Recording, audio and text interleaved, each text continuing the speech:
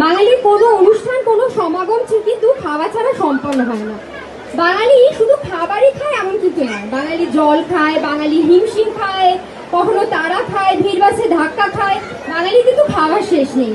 যদি ভালো করে ভেবে দেখেন, বাঙালি তার এই খাবার, এই আনন্দকে তার কৃষ্টি এবং শৈল্পিক সত্তার মধ্যেও কাজে লাগিয়েছে। এমন বহু গান এবং বহু কবিতা আছে যা কিন্তু খাওয়াকে নিয়েই তৈরি। আমরা বলতেই পারি মান্নাদের গাওয়া বিখ্যাত ভজহরি মান্না।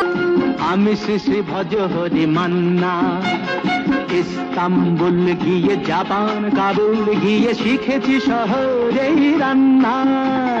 আমি শ্রী ভজহরি মান্না।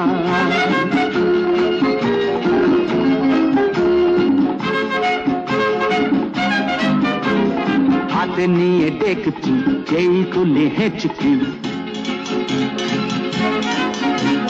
হাতে নিয়ে দেখছি যেই তুলে হেঁচকি। বিরিয়ানি কোরমা পটলের দোরমা মিলেমিশে হয়ে যায় প্যারিসের ছেচকি।